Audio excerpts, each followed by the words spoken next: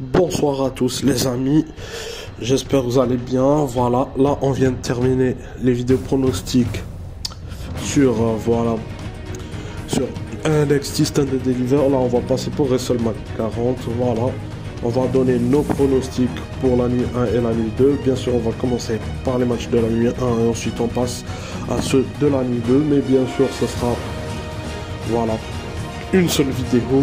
Voilà pour les demi, voilà pour ces pronostics bien sûr, mais on fera des débriefs. Voilà, j'espère, voilà, avec la nuit 1 c'est parti, la nuit 2 dans une autre, voilà, donc c'est tout ce que j'ai à dire. Bon les amis, moi j'espère que cette petite vidéo vous a plu, voilà, donc on essaye de faire au mieux la vidéo des pronostics de WrestleMania 40. Bon, là je vous ai saoulé, on va commencer à pronostiquer les matchs. Bon les amis, allez on commence sans plus tarder. Et on commence par le match par équipe entre la LWO avec Rey Mysterio et Dragon Lee contre Dominic Mysterio et Santos Escobar. Bon, pour vous resituer le contexte, l'année dernière à WrestleMania 39 on a eu le match entre Rey Mysterio et Dominic, parce qu'on sait, voilà, depuis 4 ans maintenant, Dominic, le fils de Rey, voilà, et à la WWE, et voilà, et catcheur, voilà, même s'il est apparu dans des programmes de la WWE bien avant, quand il était bien plus jeune, voilà, et depuis quelques temps on sait que voilà, Rey Mysterio et Dominic sont devenus les premiers champions par équipe père et fils, et puis quelques mois plus tard ensuite il y a eu Judgment Day, et voilà, et Dominic a fini par trahir son père. Voilà, et entrer dans un personnage de heel complètement insupportable, vraiment, qui marche très bien, il se fait huer de malade. Voilà, et on a d'un autre côté Santos Escobar, ancien protégé de Rey Mysterio, qui a tourné le dos, voilà, après la défaite de Mysterio pour le titre des États-Unis contre Logan Paul. Voilà, et à Dragon Lee, qui est vu comme le fils spirituel de Rey Mysterio, il fait équipe et tout. Santos Escobar, excellent heel aussi. Voilà, et je pense qu'on aura peut-être, voilà, une rivalité. Je savais qu'après WrestleMania 39, que cette rivalité entre Rey et Dominic ne sera pas complètement terminée. Donc on a attendu des mois. Voilà, on l'a laissé de côté des mois pour la mettre à WrestleMania 40. Voilà, personnellement, je pronostique une victoire de Dominic Mysterio et Santos Escobar. Voilà, sur Rey Mysterio et Dragon Lee, pour peut-être donner une trilogie à SummerSlam, ou au pire pour l'année prochaine. 6-woman tag team match avec l'équipe de Jade Cargill, Bianca Belair et Naomi contre l'équipe de Damage Control composée de championnes par équipe Asuka et Kairi Sane et Dakota Kai. Personnellement, je vais aller très vite. Je pronostique une victoire de Jade Cargill, Bianca Belair et Naomi, parce que Naomi est revenue dans ce Royal Rumble de cette année. Jade Cargill a débuté, voilà, au Royal Rumble. Elle n'a pas eu encore de match pour l'instant, et je pense que pour ce premier WrestleMania, ça serait bien. En plus, Bianca Belair, on va pas dire qu'elle est dans une streak, mais elle a quand même gagné ses 3 premiers matchs de WrestleMania, et peut-être un 4e pour en rajouter. Voilà, donc je pronostique une victoire des Face. Et le Dream Match entre les frères Jay et Jimmy Uso.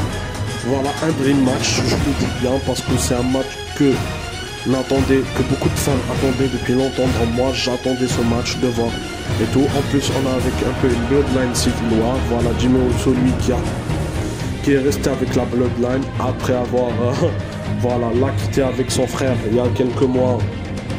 Voilà, avec son frère Jay il y a quelques mois, voilà, en quittant Roman Reigns, en faisant le double super kick de Roman Reigns. Ensuite il y a eu le match entre Jey Uso et Roman Reigns à SummerSlam pour les titres, mais en même temps pour la place de chef tribal. Et puis Jimmy Uso après ils sont frères. Voilà, c'est une histoire un peu plus compliquée qu'un jour je retracerai dans ma chaîne principale.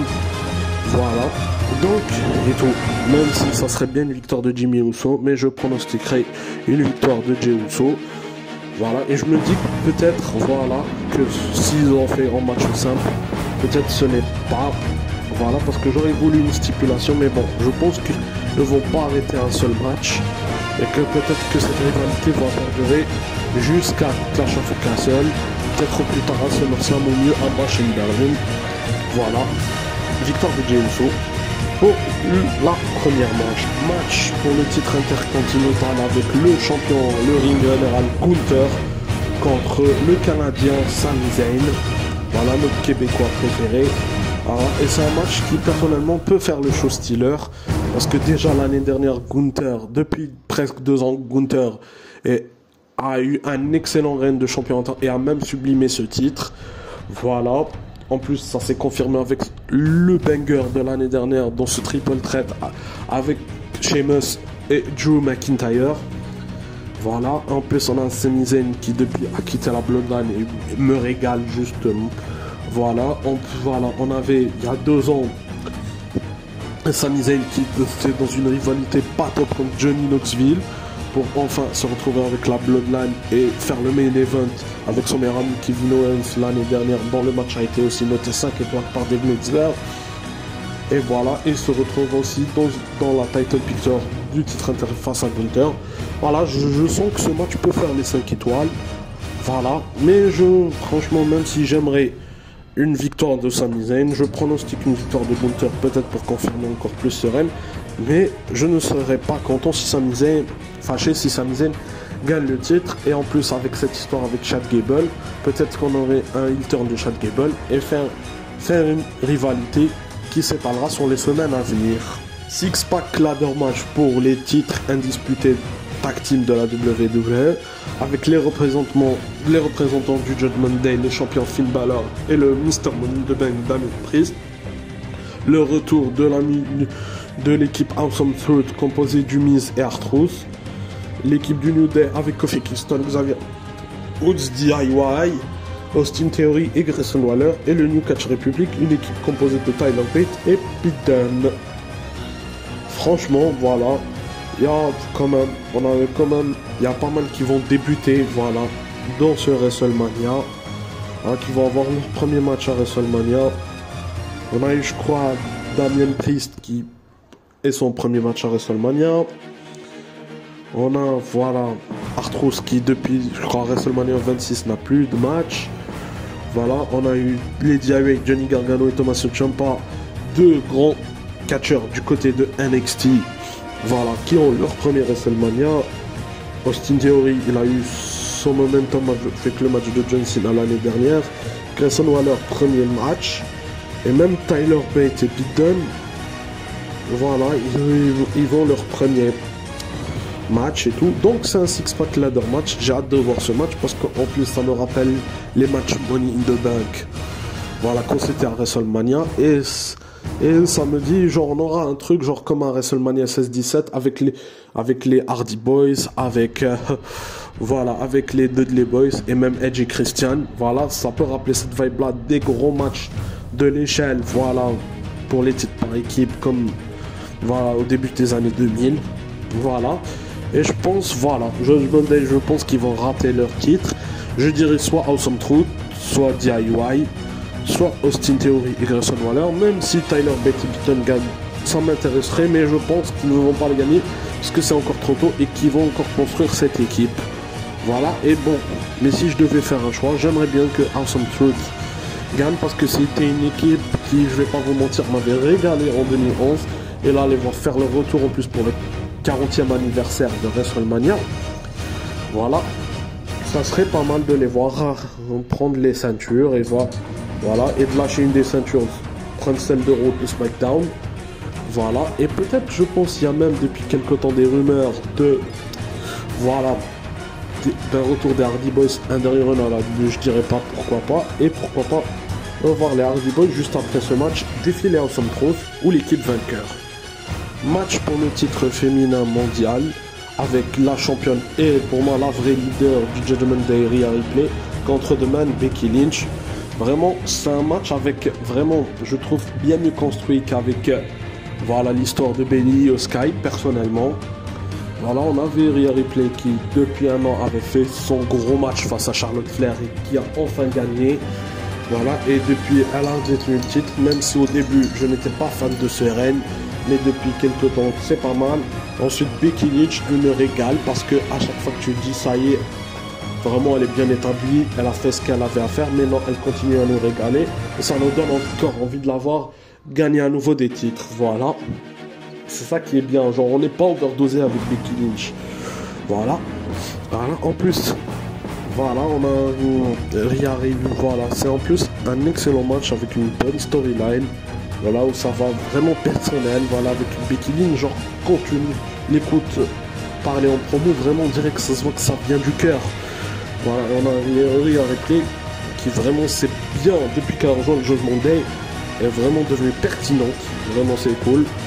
Voilà, c'est pas la même qu'à l'époque de NXT, mais on retrouve un peu cette vibe-là.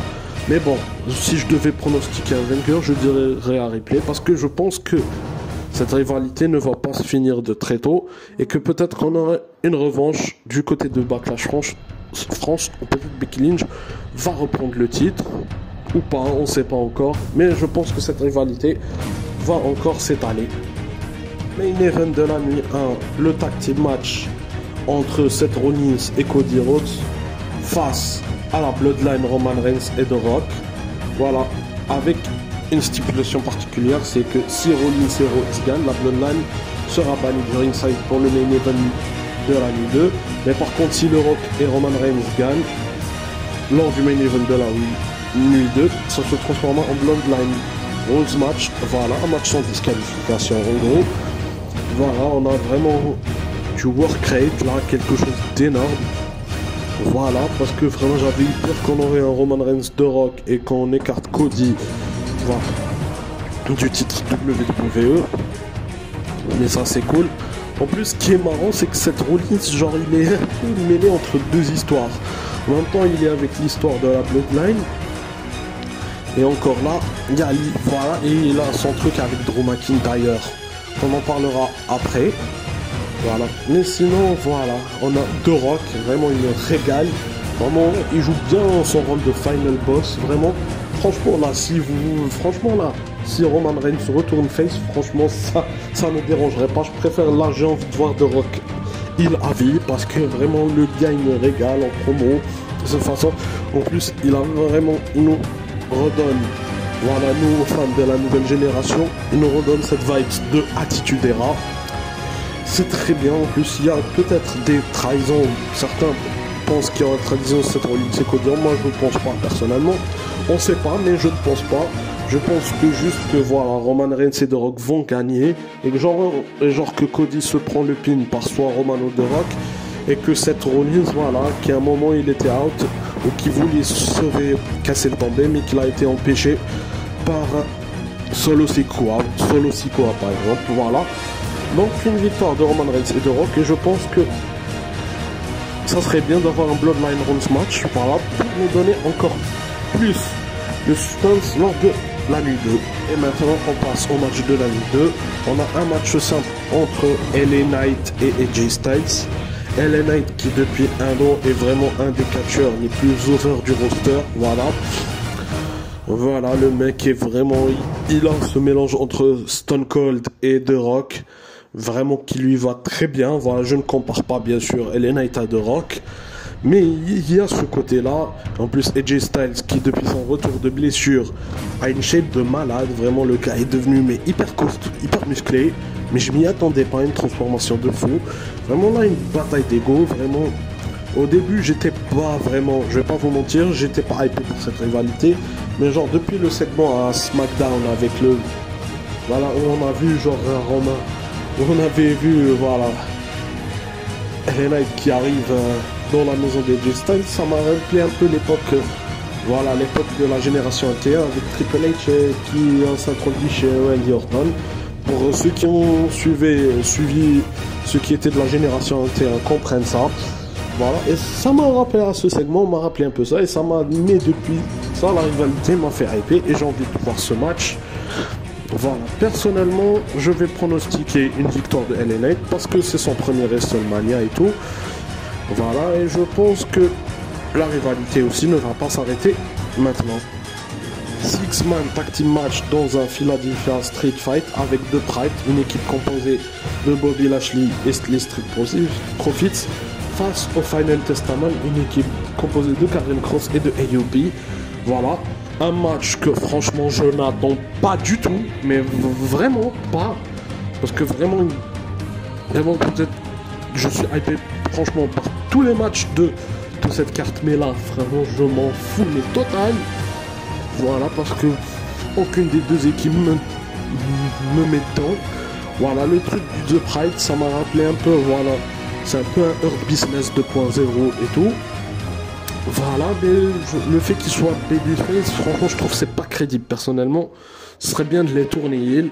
Et le Final Testament, je ne crois pas, genre, c'est un truc genre pour essayer de redonner de l'importance à Karrion Kross, mais Karrion Kross depuis qu'il est dans le main roster, franchement il fait rien, franchement on va pas se mentir, je le préfère à l'époque d'NXT, voilà, même si à NXT tout n'était pas parfait, voilà, mais je préfère ça franchement, mais sinon pour passer vite à ce match, franchement je pense une victoire de Bobby Lashley et les Street Profits qui me paraissent un projet bien plus concret que celui de Final Testament. Voilà, match simple pour le titre féminin avec la championne Io Sky et sa challengeuse et la vainqueur du Rumble de cette année, Bayley. Voilà, je vais pas... Un match qui vraiment est pas mal, vraiment l'affiche je trouve pas mal, mais juste l'histoire, je trouve qu'on a rétrogradé. On avait bien commencé, ensuite c'était une chute personnellement. Mais bon, pour ceux qui savent pas, en gros, Io Sky avait gagné le Money in the Bank l'année dernière à Londres. Puis avec Ashina SummerSlam, elle est depuis devenue championne. Voilà, et a un peu repris les rênes du Damage Control parce qu'avec Bayley c'était un peu en perte de vitesse. Et Bayley qui son groupe lui échappé, voilà. Et essaye de faire un tout. Voilà. Et se perd un petit peu, voilà. Et en même temps, avec cette victoire au Rumble, ça lui a un peu requinqué et tout. Et ensuite, ça m'a rappelé un peu le truc Batista Triple H de WrestleMania 21, même si j'ai pas connu cette ère. On était presque. Voilà.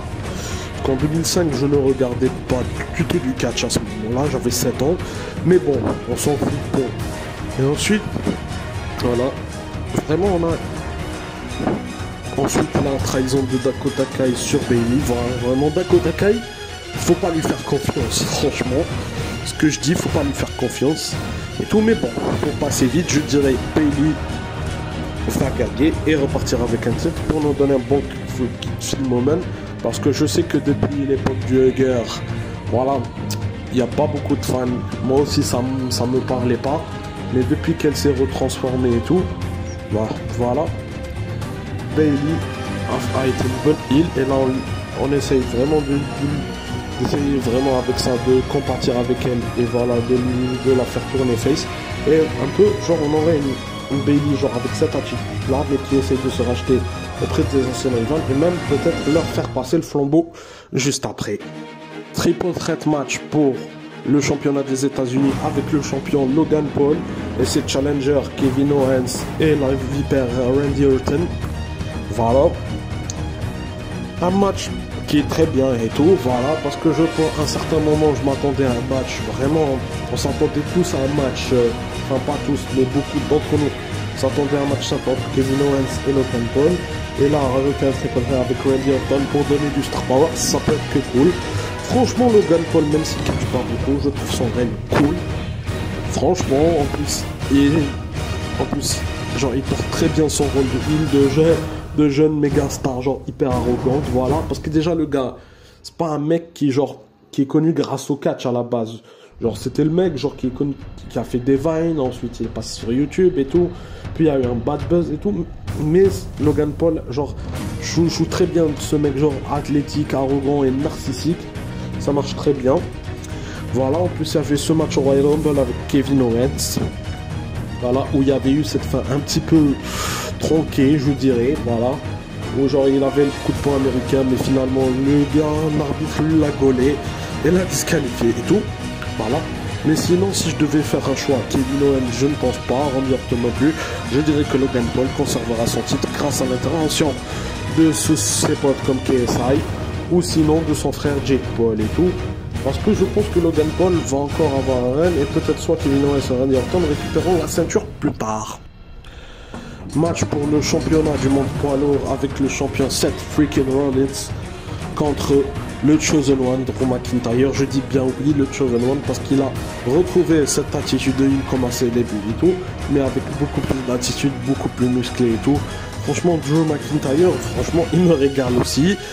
Vraiment l'antagoniste parfait. En plus, voilà, il y a un peu ce mélange entre Scottish Psychopath qu'il avait à NXT. Et voilà.